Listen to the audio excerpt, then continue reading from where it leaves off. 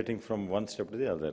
So start with the divide and conquer and a stop and chop, like how very elegantly shown the videos by Dr. Deepak.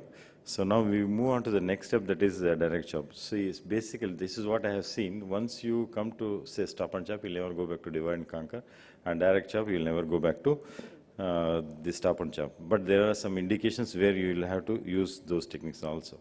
So basically, the grading of nucleus, the color indicates that there is compaction of fibers, and fibers are compactly arranged. So the old fibers, they are pushed to the center, and then that is how the nucleus becomes. The tools are basically, this is one which is a modified Nagahara chopper, where the tip is blunt, it's a bulbous, and the inner edge is sharp, which cuts. Or one can use a sharp chopper like this, which is used for direct vertical chop. And I prefer, I have no financial interest in this particular product, but the chondroitin sulfate is good too for the cornea, for the corneal endothelium. I use it in every case, whether it's soft or hard. And when it comes to the parameters that we are supposed to set up, one is the phaco power. Initially for chopping, so one has to keep depending upon the density of the nucleus, maybe about 60%, 70%, depending upon which machine you are using. And then in case if it is a torsional phaco, then once it's ideal to have longitudinal phaco for the first chop, and then you can go on with the other types of mode. And then delivery mode, it can be pulse mode, burst mode, or whatever. Individual preference. I prefer pulse mode. And then basically, this phaco chop is a vacuum dependent procedure. Here, phaco power is used only on two occasions. One is when you impale the nucleus, that time when you want to drive the nucleus, the tip into the middle of the nucleus, you can use phaco power. Second thing is when you emulsify, when the tip is totally occluded. Otherwise, it becomes basically a vacuum dependent procedure, and then mechanical separation of the fibers. Flow rate can be more than what we use for the divide and conquer. So here, because you need the fragments to come faster to the tip. This one slide I would like to spend more time. Many people, they are scared to convert to direct chop from the stop and chop. Basically because you are always scared of creating a PC rent at that time when you go deep. See, if we take the thickness of the lens, as our scan indicates, that is at least 4 or 4.5, sometimes 5 millimeters. That is at the middle. It's a biconvex, it's a disc-shaped lens, isn't it? And so when the tip that is exposed is hardly 1 millimeter or 1.5 at the most, not beyond that. And then the sleeve will not allow you to go deeper. And it's always preferable to start at the proximal 1/3, where and then go obliquely towards the middle of the nucleus. That will give you a good hold on the nucleus, so that the cracking becomes easier. So there is no way, if the tip can come up to here, there's no way it can break the posterior capsule. So only thing is, many people, they start here, and then so here, as the nucleus tapers, then PC rent occurs. Otherwise, the PC rent is not a problem at all. Once this sphere goes, then converting to direct chop is not a problem at all. So now let's see, there are two types. One is the horizontal chop, another is the vertical chop. Both can be used in any situation. But very soft cataract in vertical chop may not be possible. So here, once you make sure that fluid is jetting out perpendicular to the tip, it's a straight tip, 15-degree tip. So first, the epinucleus and cortex is removed over the nucleus, and this is basically because you are creating a fluid pocket in front of the thing that takes away the viscoelastic. Sometimes chondroitin sulfate can increase the heat in that area, which gets transmitted to the wound, and there can be wound burn. So now once you go to the middle of the nucleus, then come from periphery towards the tip, and then make this lateral separation.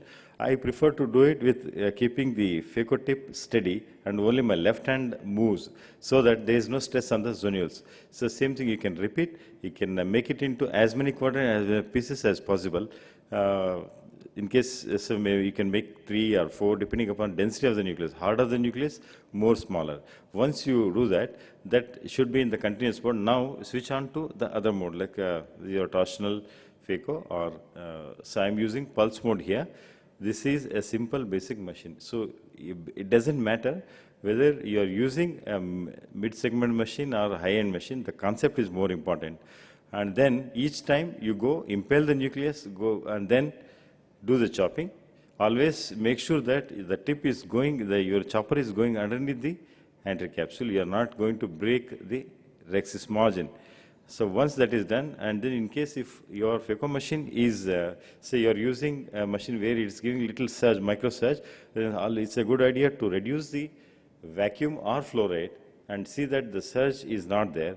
Or one can inject, when you emulsify the last fragment, inflate the bag with high molecular weight viscoelastic and then emulsify the nucleus. So usually the P serines which are more common, when you emulsify the last fragment, can be avoided. So this is vertical chop, where again the same thing, go dig in and then dig with the sharp chopper, dig in front of the tip and then do the lateral separation. Here also again, middle of the wall, you go impale, dig in front of that and make lateral separation. If you see, only my left hand is moving here. Once you make it into the number of quadrants, the pieces that you want, then you can take one piece away. The safest area is the capsular or pupillary margin at the level of pupil, away from the endothelium and the posterior capsule. So epinucleus also comes out. That's why many people keep saying that hydrodelineation makes the things little difficult, but it is not so. So you can do like this in any case, even in hard cataracts, where it's a black cataract and a straight tip. See, you just concentrate on this thing. The chopping is taking place when the vacuum is at the highest point. That is, the hold is much better. So around 500, 550 vacuum. So once you achieve the break, then the subsequent fragments, you have to tease the fibers, because fibers are compactly arranged. Make sure that the crack extends up to the posterior plate. So that is the trick in a supra hard cataract. Go till there, and then once all the fragments are separate, then you can go to removal of the fragments.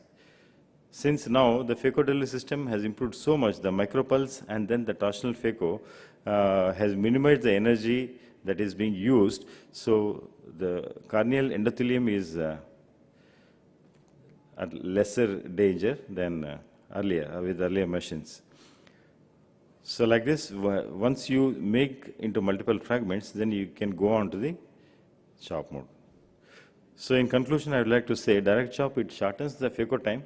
And what are the indications for the vertical chop? The specific indications are that whenever the rhexis is small, whenever the pupil is small, so that time, and when you feel that zonules are not strong, or in pseudo exfoliation where rotation is not that good, so that time you can use direct chop. Otherwise, horizontal chop can also be used. So thank you very much. Now, Dr. Deepak.